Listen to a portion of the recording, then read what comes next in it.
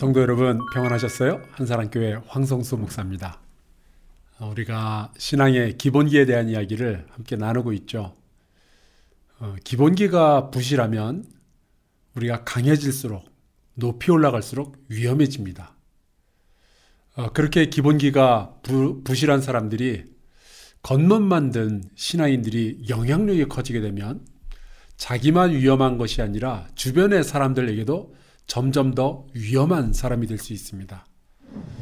그래서 우리는 예배와 사귐과 섬김과 배움과 기도라는 5가지 신앙의 단순한 기본기들을 반복적으로 훈련하고 또 점검해야 하는 것이죠. 오늘은 그 마지막 신앙의 기본기, 기도에 대해서 말씀을 나누도록 하겠습니다. 오래된 라틴어 구절 중에 렉스 오란디, 렉스 크레덴디라는 표현이 있습니다. 종종 그 영국이나 미국의 대학생들이 그런 글자가 이렇게 쓰여진 티셔츠를 입고 다니기도 합니다. 이 표현을 간단하게 직역하자면 기도의 법칙, 믿음의 법칙이라는 건데요. 그것을 이렇게 풀어서 해석을 하면 기도의 내용이 나의 믿음의 내용을 보여주는 거고 내 믿음의 내용이 기도의 내용을 정해주는 것이다. 그런 뜻입니다. 여러분, 우리가 종종 내 믿음의 수준이 어떠한지를 보고 싶을 때가 있잖아요. 평소에 내가 하는 기도의 내용을 보면 알 수 있습니다. 어쩌면은 내 믿음의 민낯을 기도를 통해서도 볼 수 있을 겁니다. 그런데 솔직히 기도가 참 쉽지 않을 때가 있죠. 뭘 기도해야 할지도 잘 모르겠고 어떻게 기도해야 될지도 고민이고 때로는 우리가 기도를 하다가 생각이 삼천포로 빠지기도 합니다. 분명히 입으로는 주여 주시옵소서 라는데 머릿속으로는 오늘 시내 나갈 때 무슨 옷 입고 나가지부터 시작해서 저녁 식사 메뉴 생각이 막 사방팔방으로 흩어질 때가 있죠. 또 기도하다가 교회 버스가 몇 시에 출발하지 이 생각이 한번 꽂히면은 기도하기가 굉장히 힘이 듭니다. 난방이 잘 안 되어서 너무 춥다. 이거 너무 덥다. 별 생각이 기도 시간에 다 납니다. 그러다 보면은 내가 지금 기도를 하고 있는 건지 마는 건지 헷갈릴 때도 있고요. 2000년 전 예수님의 제자들도 우리랑 크게 다르지 않았습니다. 예수님하고 같이 다니고 있는데도 불구하고 기도하는 게 너무 어려웠던 거예요. 다른 바리새인 랍비들은 그 제자들에게 나름대로 기도문도 가르쳐주고 그래서 이 제자들은 멋지게 기도도 하고 그랬는데 예수님의 제자들은 그런 기도문도 변변히 갖추지 못한 겁니다. 이러저러한 이유로 예수님의 제자들이 어느 날 예수님한테 와서 부탁을 하죠. 우리에게도 기도하는 법을 가르쳐 주옵소서. 그래서 예수님께서 가르쳐 주신 것이 주기도문입니다. 그러고 보면 기도는 인간의 발명품이 아니라 주님께서 우리에게 가르쳐 주시는 겁니다. 이미 구약성경에도 기도에 대해서 참 많은 하나님의 말씀이 나오죠. 예레미야 29장 12절 13절을 보면은 이런 말씀이 나옵니다. 너희가 내게 부르짖으며 내게 와서 기도하면 내가 너희들의 기도를 들을 것이요 너희가 온 마음으로 나를 구하면 나를 찾을 것이요 나를 만나리라. 그러니까 기도라는 것은 우리가 하나님께 제안한 것이 아니고 하나님께서 우리에게 먼저 제안하신 겁니다. 예수님도 계속해서 기도해야 할 것을 우리에게 가르쳐 주셨습니다. 마태복음 5장 44절 나는 너에게 이르노니 너희 원수를 사랑하며 너희를 박해하는 자를 위하여 기도하라. 예수님은 겟세마네 동산에서 밤이 새도록 기도하시며 제자들에게 말씀하셨습니다. 세험에 들지 않게 깨어 기도하라.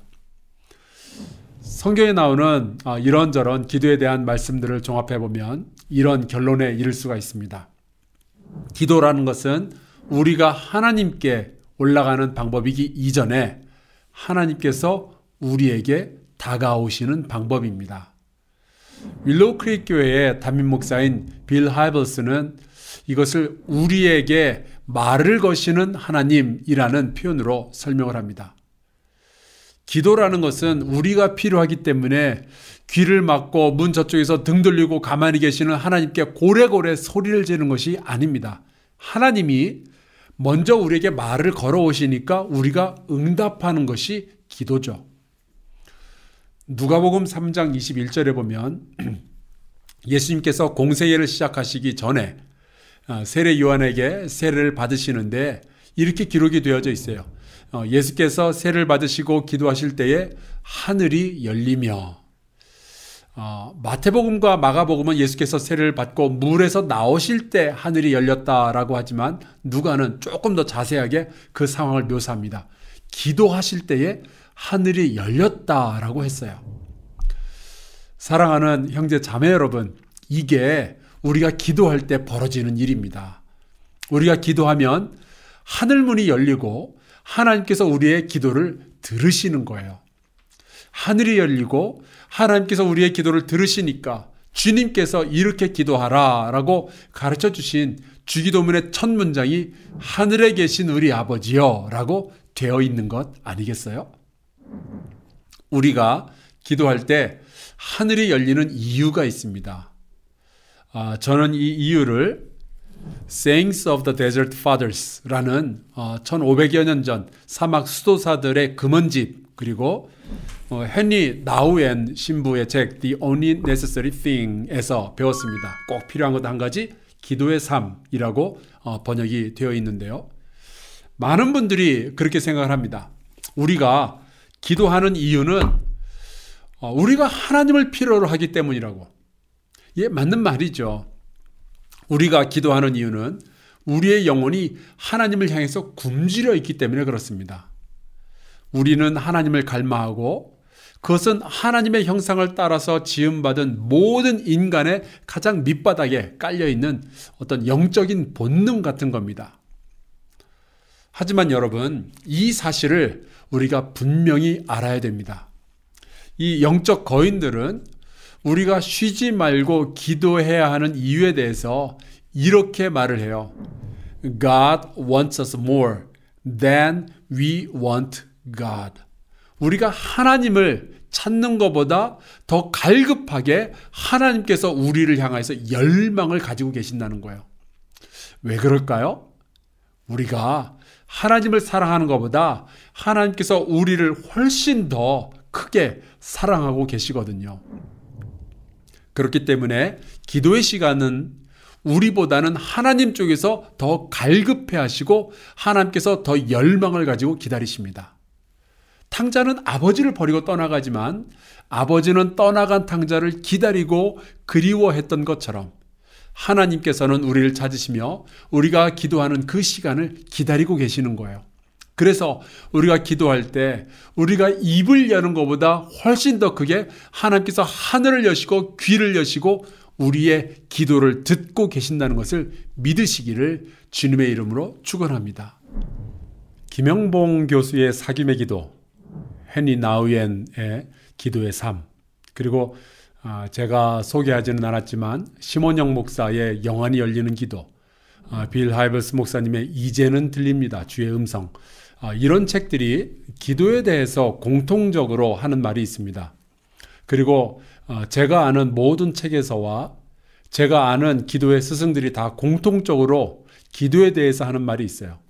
기도는 관계다라는 말입니다. 그 김영봉 교수의 사귐의 기도라는 책 제목에서 짐작할 수 있듯이 기도의 목적은 소원 성취가 아니라 사귐입니다. 누구와의 사귐일까요? 바로 하나님과의 사귐입니다. 제가 미국에서 목회하면서 가장 힘들었던 것 중에 하나가 영어로 기도하는 거였어요. 제 언어는 한국말인데 영어로 기도하는 거 왜 이렇게 어려웠는지 모르겠어요. 근데 저와 같은 처지에 있던 한국 목사님이 겪었던 이야기랍니다. 영어로 많은 사람들 앞에서 기도하는 것이 참 힘이 드니까 몇 가지 기준이 되는 기도를 영어로 만들어서 그거를 그냥 달달달달 외웠답니다. 예를 들어서 1번은 식사기도용, 2번은 아픈 사람을 위해서 기도할 때 사용하고, 3번은 성경 공부할 때 쓰는 기도, 4번은 뭐 어린이를 위한 기도 등등. 이런 기도를 영어로 외워놨다가 이름만 살짝살짝 바꿔서 기도를 했다는 거죠. 그런데 어느 날 교인집에서 식사 기도를 하러 갔는데 당연히 이제 목사님한테 식사 기도를 부탁을 했습니다. 그래서 이제 식사 기도를 시작을 하는데 이제 처음에 보통 이렇게 시작하죠. Dear Father, 하나님 아버지. 그리고는 그 다음이 생각이 안 나는 거예요. 그래서 혹시 다시 시동을 걸면 될까 싶어서 다시 Dear Father. 처음을 말했는데도 기억이 나질 않아서 막 끙끙거리다가 결국 생각이 나질 않아서 영어로 God, you know, it's number one. 아멘. 그렇게 끝을 낸 겁니다. 그리고 이제 기도를 마친 다음에 식탁에 모여있는 사람들한테 왜 자기가 그런 식으로 기도를 했는지를 이제 잘 설명을 해 주었대요. 그런데 그 식탁에 초대를 받았던 또 한 사람이 있었는데 사업가였습니다. 그 사람은 자기가 매일매일 기도해야 된다는 것은 잘 알았지만 너무 바빠서 기도할 시간이 없었던 거예요. 그런데 이 사람이 한국 목사의 기도 방법에 은혜를 받은 겁니다. 그래서 어느 날 자기 비서에게 각각 상황별로 기도문을 작성하도록 한 다음에 자기가 너무 바쁠 때는요. 하나님 3번입니다. 예수님의 이름으로 기도합니다. 아멘. 그랬다는 거죠. 하나님께서 그 3번 기도에 적어놓은 내용을 모르실까요? 아시죠? 하지만 우리가 이런 식으로 기도를 해도 될까요? 그건 아닙니다. 왜냐하면 기도의 목적은 하나님과의 관계, 하나님과의 사귐이기 때문에 그렇습니다. 우리가 그 부부간의 사랑의 대화를 나눌 때 그리고 이제 가끔 이제 손가락이 오글거릴 정도의 멘트를 이렇게 하고 싶을 때 눈을 이렇게 바라보면서 하기가 좀 힘이 들잖아요. 그래서 사랑에는 1번, 당신이 가장 아름다워가 2번, 뭐 이런 식으로 정해놓고 출근을 하다가 여보 1번이야.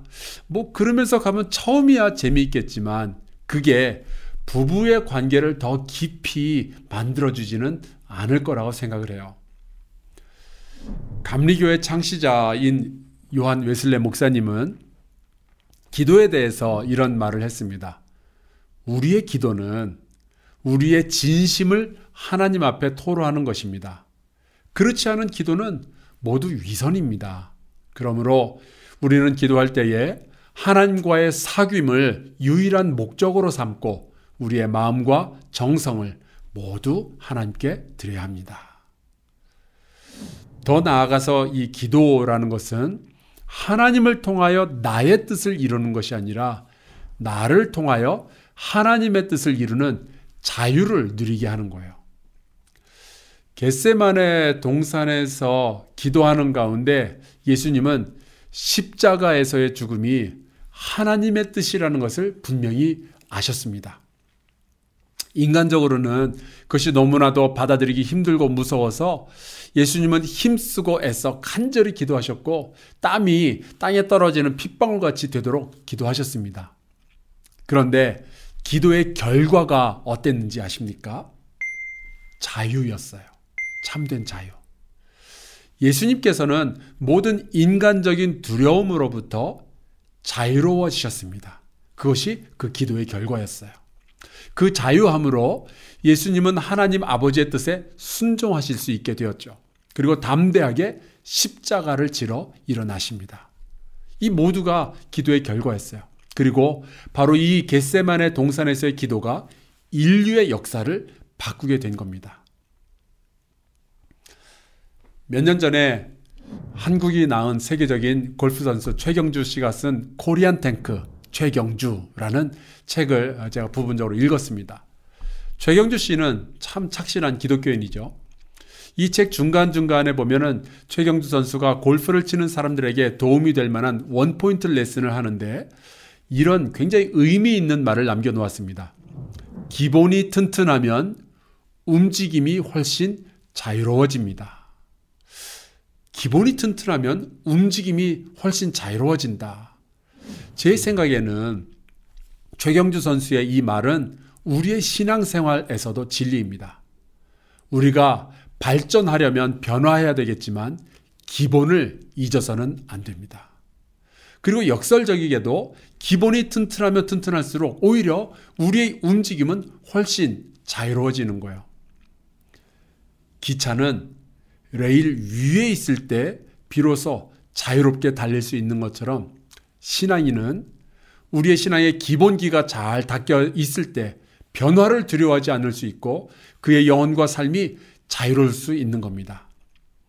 이러한 기본적인 신앙에 대한 명령에 대해서 순종할 때 우리는 기적의 혜택만 기다리면서 사는 사람들이 아니라 주님과 함께 기적을 만들어가는 사람들이 될 수 있는 것이고, 이를 통해서 우리는 세계 가운데 변화를 만들어낼 수 있습니다. 예배와 사귐과 섬김과 배움과 기도, 이 신앙의 기본기를 기억하고 지킴으로 더 큰 변화에도 흔들리지 않는 우리 한사랑교회 성도들 되시기를 주의 이름으로 축원합니다. 감사합니다.